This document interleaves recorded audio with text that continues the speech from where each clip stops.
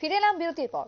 সবিতা স্মৃতি ফাউন্ডেশন এবং ভারত বাংলা মৈত্রী সংসদের পক্ষ থেকে আজ আগরতলা মুক্তধারা প্রেক্ষাগৃহে যুব উৎসবের আয়োজন করা হয়। ঠিক তার পাশাপাশি রাজ্যের কৃতীদের হাতে সংবর্ধনা প্রদান করা হলো। অনুষ্ঠানের মধ্য দিয়ে বিশিষ্টদের হাত দিয়ে এই সংবর্ধনা প্রদান। বিশ্বজিৎ পালিত হাইকোর্টের বিচারপতি প্রধান অতিথি হিসেবে উপস্থিত ছিলেন আজকের অনুষ্ঠানে। সবিতা স্মৃতি ফাউন্ডেশন এবং ভারত বাংলা মৈত্রী সংসদের পক্ষ থেকে আয়োজন। আজকের যুব দিবসকে কেন্দ্র করে কি বক্তব্য উঠে এসেছে সংশ্লিষ্ট ব্যক্তির, শুনুন। বিভিন্ন কার্যকলাপের মাধ্যমে, সেটা ওনার বক্তব্য হোক, লেখার মাধ্যমে হোক, ধর্মপ্রচারের মাধ্যমে হোক, যুব সমাজকে উনি উৎসাহিত করে গেছেন।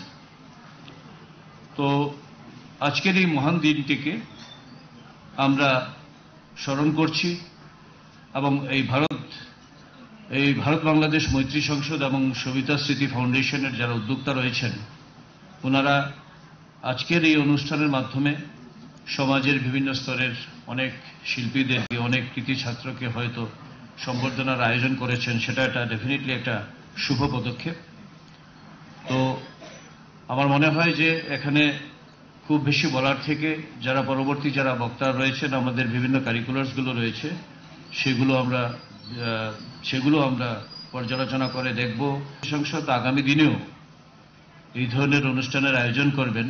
কিন্তু আমি সর্বশেষে একটা কথাই বলবো, যদি ভারতবর্ষের জনগণের উন্নয়নের জন্য, যুব সমাজকে এক সূত্রে চলার জন্য স্বামী বিবেকানন্দ আমাদের জন্য যে বাণী, যে মহান মূল্যবান বাণী প্রচার করে গেছেন, উনি যে ধারণা, চিন্তাধারা, দর্শন রেখে গেছেন, আমরা যুব সমাজ যদি সেটাকে আমরা লক্ষ্য করে আমরা এগিয়ে যেতে পারি, আমাদের মনে হয় যে আগামী দিনে ভারতবর্ষ শুধুমাত্র আমাদের রাজ্যেই নয়, আমাদের দেশের যুব সমাজ আরো বেশি উন্নয়ন লাভ করবে এবং আমাদের দেশ সমগ্র বিশ্বের দরবারে একটি প্রথম দেশ হিসাবে পরিগণিত হবে। এই বলে সংশ্লিষ্ট বক্তব্য আপনারা শুনলেন। আজ বর্ণাঢ্য শোভাযাত্রা থেকে শুরু করে সংবর্ধনা জ্ঞাপন এবং রাজ্য সহ রাজধানী সহ জেলায় জেলায় সাড়ম্বরে পালিত স্বামীজির জন্মদিন, তার সঙ্গে যুব দিবস, চিরাচরিত রীতি মেনে স্বামী বিবেকানন্দের 161তম জন্ম দিবস এবং তার সঙ্গে যুব দিবস পালন করা হলো আজকে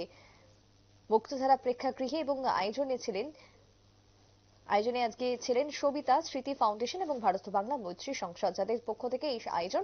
তার সঙ্গে সংবর্ধনা প্রদান করা হলো যুবদের, বিশেষ ক্ষেত্রে কৃতিত্বের জন্য এই সংবর্ধনা জ্ঞাপন যুব দিবসকে সামনে রেখে। ফিরছে একটা ছোট্ট বিরতির পর, সঙ্গে থাকুন।